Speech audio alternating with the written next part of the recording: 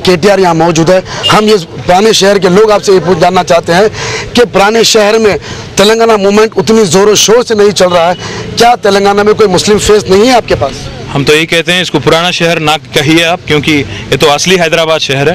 इसको पुराना शहर कहना भी इसकी नज़रअंदाजगी करना होगा। तो हम तो यही कहते हैं ये असली हैदराबाद है।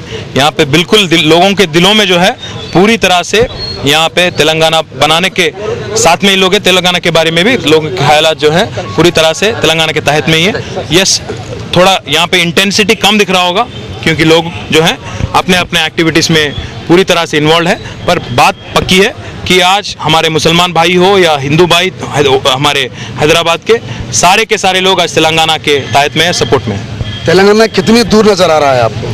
ये बात तो आपको सोनिया गांधी साहिबा से या मनमोहन सिंह साहब से पूछना पड़ेगा। हम तो यही उम्मीद करते हैं कि जितना जल्दी तेलंगाना बने उतना ही अच्छा है यहाँ के लोगों के लिए। ये पुराने शहर को तेलंगाना अलग होने से, आप जैसा हैदराबाद कर रहे हैं, हैदराबाद को यूनियन टेरिटरी एक अपील करिए एक लोकल पार्टी, या रॉयल तेलंगाना एक्सेप्ट है या फिर तेलंगाना विदाउट हैदराबाद एक्सेप्ट? हम तो एक ही बात साफ कहना चाहते हैं कि जो तेलंगाना 10 जिलों के साथ हैदराबाद के साथ जिसको आंध्रा के साथ मिलाया गया ज़बरदस्ती एक साजिश के तौर पे, हम वही तेलंगाना जो आंध्रा में मिलाया गया उसी को मांग रहे हैं। और हैदराबाद के साथ हैदराबाद को कोई यूनियन टेरिटरी बनाना, कोई रेवेन्यू शेयरिंग, इसके सख्त खिलाफ में हम लोग सब लोग हैं। हाँ, चाहे यहाँ के MIM पार्टी हो, चाहे TRS हो, चाहे कोई भी पार्टी हो, यहाँ की पूरे के पूरे लोग हम आज तेलंगाना के साथ में हैं। और हैदराबाद जो है इसको तेलंगाना का अहम हिस्सा है, इसको कोई हैदराबाद से अलग नहीं, तेलंगाना से अलग नहीं कर सकता। हैदराबाद जो है it is the heart of Telangana. तो इसको कोई अगर अलग करने की कोशिश भी करेगा, पूरे के पूरे हैदराबाद के जो शहरी है सारे के सारे लोग बर्दाश्त नहीं करेंगे और एक नया रेवोल्यूशन भी हैदराबाद में आएगा। अभी डीजीपी ने प्रेस कॉन्फ्रेंस किया, उसने कहा कि अगर कोई रेल रोको या बस या स्कूल्स को डिस्टर्ब करता है तो नॉन बेलेबल वारंट हो सकता है, उसकी सजा लाइफ इम्प्रिजमेंट भी हो।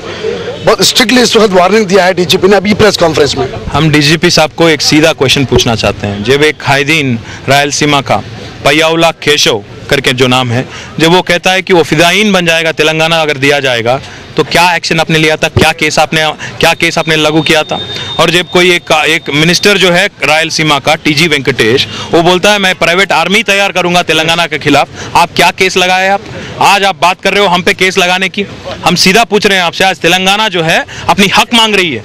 आज तेलंगाना कोई अनकॉन्स्टिट्यूशनल डिमांड आपके सामने नहीं रख रही है, और डिमांड भी डीजीपी साहब के सामने हम नहीं रख रहे हैं। केंद्र सरकार ने, यूपीए सरकार ने तेलंगाना लोगों को एक वादा किया था। आज तेलंगाना हम अपनी हक मांग रही है। आज तेलंगाना को अपनी हक मांगने के लिए कॉन्स्टिट्यूशन डेमोक्रेसी ने एक आवाज़ उठाने के लिए उनको मौका दिया है। हम डेमोक्रेटिकली, पीसफुली, कॉन्स्टिट्यूशनली एक डिमांड आज यूपीए सरकार के सामने रख रहे हैं। डीजीपी साहब ब्लैकमेलिंग पे अगर उतरेंगे तो उनके लिए अच्छा नहीं रहेगा। लास्ट क्वेश्चन, सीएम का ये कहना है कि जितने तेलंगाना MLA थे they are supporting them, totally Telangana जो कांग्रेस के MLA they are withdrawn from Telangana, और उनके साथ टोटल तेलंगाना MLA उनके साथ है। आपके एलिगेशन ये है कि उनको ब्राइब किया जा रहा है, कैश फॉर वोट। हम तो साफ कह रहे हैं, साफ एलिगेशन डाल रहे हैं सीएम साहब पे। जैसे यूपीए सरकार ने कैश फॉर वोट स्कीम में MP का वोट खरीदा था, आज यहाँ के चीफ मिनिस्टर किरण कुमार रेड्डी भी तेलंगाना के कांग्रेस MLA को पैसे देके अपने पास रखे हुए हैं। 25 से 50 लाख आज देखे जो है चीफ मिनिस्टर साहब आज MLAs को अपने पास रख रहे हैं। हम सीधा चीफ मिनिस्टर साहब से एक ही बात डिमांड कर रहे हैं। आप कहते हो कि ट्रांसपेरेंट गवर्नमेंट में आप यकीन रखते हो, अगर आप ट्रांसपेरेंट गवर्नमेंट में यकीन रखते हो तो आप CBI इंक्वायरी ऑर्डर करो और अपनी जो इनोसेंस है प्रूव करो। हम तो सीधा यही डिमांड कर रहे हैं CBI और यूनियन गवर्नमेंट से भी, आप एक इंक्वायरी कायम करो। हम उनको प्रूफ भी देने के लिए तैयार हैं।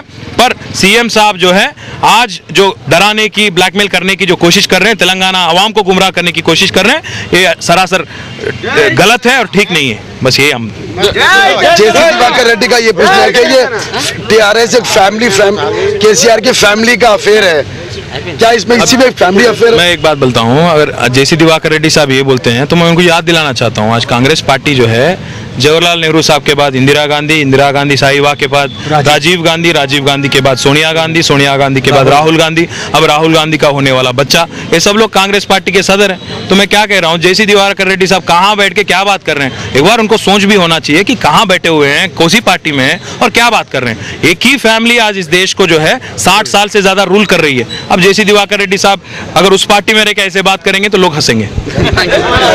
तो आपने देखा कि KTR का ये मानना है कि तेलंगाना दूर ही नहीं बल्कि बहुत करीब है। अगर डीजीपी को अगर चैलेंज करना होता तो डीजीपी अपनी वर्दी उतारे और सियासी वर्दी पहनकर वो इलेक्शन लड़े।